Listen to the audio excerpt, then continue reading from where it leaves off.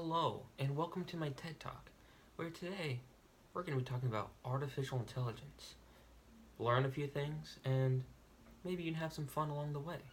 So, artificial intelligence is otherwise known as AI.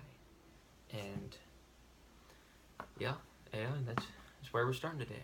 So, you're probably wondering, what's the history of AI?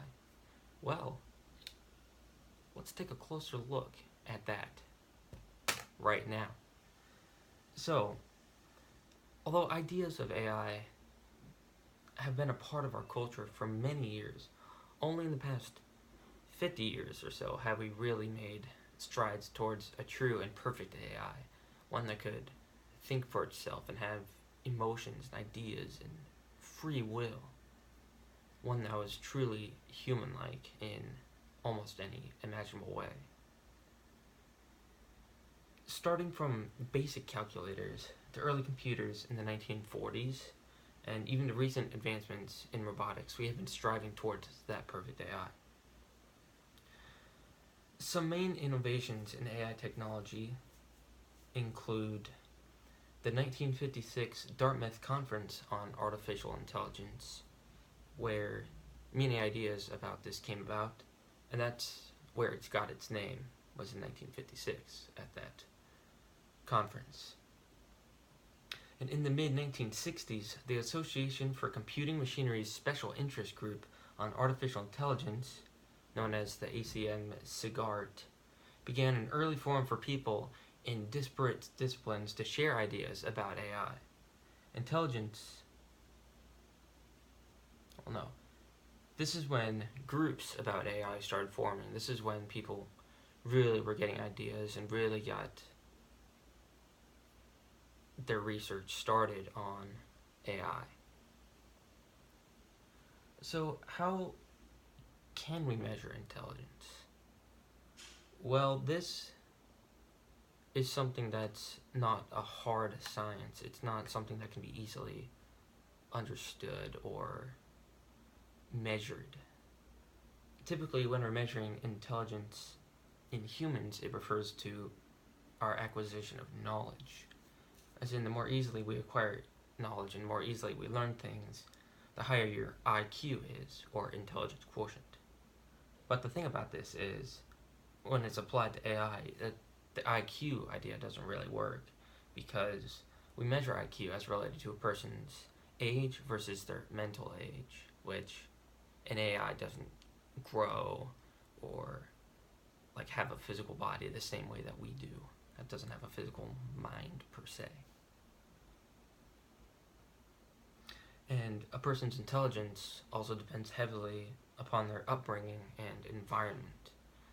So, a lot of your intelligence and how you gather knowledge, which ways you gather knowledge, come from your upbringing and how you were raised, which, again, can't really even be applied to an AI because they don't grow the same way that we do. There have been several tests made to try to measure an intelligent AI or how realistic an AI truly is. And probably the most popular of these is known as the Turing test. In it, an interrogator sits at a computer and types questions. In a separate room sit a human and an AI, and they're both Some answering. examples of inquiries are scientific methods, public opinion polls and investigations. Did that answer your question? No. Thanks for your feedback. And they're both answering these questions. The interrogator needs to determine which answers came from the AI, and which one was a human response. There's much debate among scientists and philosophers about whether or not passing such a test really determines intelligence or if it can even be measured. But there is an annual competition based around this test, where the machine that is deemed the most human-like is awarded the Leibniz Prize, which some people will take to mean the most intelligent or the most powerful AI. whereas realistically, that's more of a measure of how human-like it is. So, our next question. What is an algorithm? Well, I'm glad you asked. An algorithm is a pretty complex thing, but basically, it's a set of rules that gives a sequence of operations for solving a specific type of problem. These algorithms are the building blocks of modern computer science and are a vital component to how computers work. It's basically just how computers all around operate. Although these algorithms allow computers to do incredible things, things that the human mind could never compute or be able to do as quickly, it is questionable whether or not these algorithms make these computers truly intelligent in human mind sort of way. For instance, IBM's supercomputer, known as Deep Blue, can make 200 million chess moves per second. Obviously, we can't think that fast. And in 1997, it defeated the former chess world champion Garry Kasparov.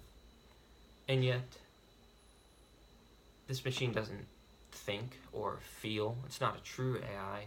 Sure, it is smarter, can think much faster than a human, but it isn't a true AI in the way that we are striving towards.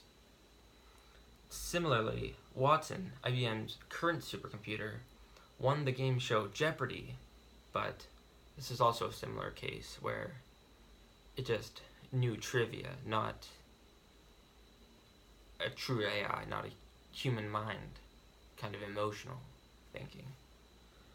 So although these are powerful AIs, they aren't a true artificial intelligence, not the kind that we are looking for. So, what kind of challenges are there to AI research? Well, the main challenge is making a truly human AI, as we have discussed. One that can truly have emotions and free will. One that can think for itself and not just follow a set of rules and algorithms to determine something. The way that humans think, learn, and especially feel cannot be easily replicated by a machine. Not at this time anyways. The human brain is a very complex thing, and we barely understand many things about it. Its complexity and even our consciousness, how we perceive things, why we perceive things. We really don't know much about that. So there's really no way for us to truly be able to put that into a computer and expect similar results to ourselves. As it is, computers make their decisions based on algorithms giving them instructions, whereas humans typically use emotions, logic, and especially their past experiences to learn and make decisions. Furthermore, a person's intelligence tends to be very individualistic, which is not easily replicated or created artificially. A person's upbringing really makes them who they are, and of course a computer doesn't have an upbringing, doesn't have a mom or a dad, not really, not in the same way that we do. In fact, a prominent American philosopher named John Searle, who is a professor at the University of California in Berkeley, argues that it is impossible for any computer to truly have its own mind. The best that could be done would be an imitation, a mere imitation of the human mind. In fact, Hubert Dreyfus, another philosopher who is also at the same university, argued that human intelligence depends partly on unconscious processes that cannot be programmed into AI. Although some people, such as Marvin Minsky, who was an early pioneer of AI technology, believe that the human mind was fundamentally no different from a computer. So these are kind of opposing views on AI. On one hand, we have those who believe that it's impossible for us to truly grasp the human mind in such a way as to be able to truly replicate it.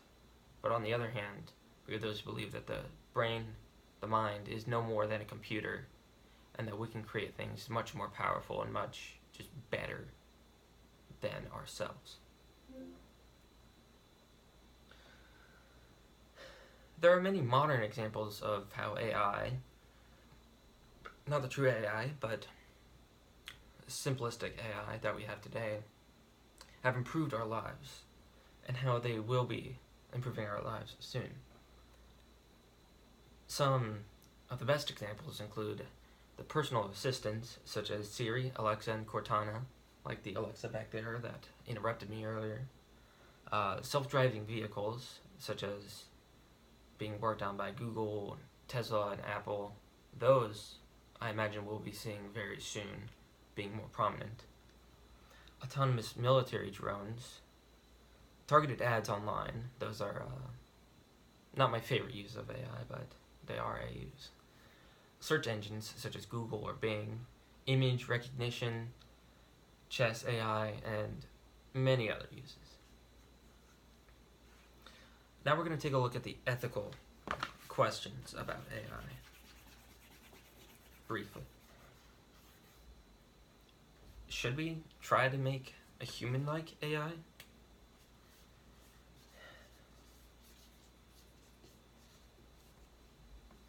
There seems to be a great divide when discussing a topic such as this. On one hand, a true AI can be very helpful for us. We could set it in charge of many things that would certainly alleviate our workload, allow us humans to work on other things. If it could make decisions for itself and think for itself, it could make some jobs a whole lot easier and a lot safer. But there are many people who think, as we stated before, that the AI wouldn't even be possible. And if it was, would we be able to control it?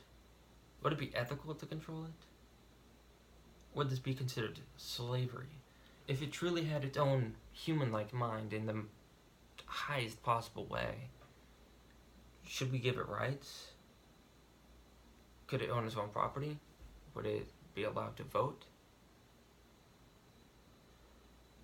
Would it have a soul? Such questions are difficult to ponder and are interesting, to say the least. What dangers could there be in making an AI?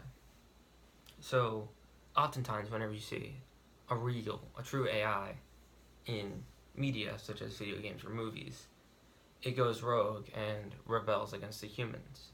Like, it inevitably does that. Personally, I don't think an AI would actually do that. A true AI, I don't think it would. But there's no way to know for sure because we haven't made one yet. So, what do I think about such ethical questions? If a true AI could be made and would be made, I actually don't know what we could do with it, what we should do with it. Should we let it vote? Should we give it rights? I think that such an AI isn't really possible, that the human mind is too complex to truly make such a creation as that. But if we do, these will be the questions to ponder. Thank you for coming to my TED Talk. I hope you enjoyed it. Catch you on the flip side.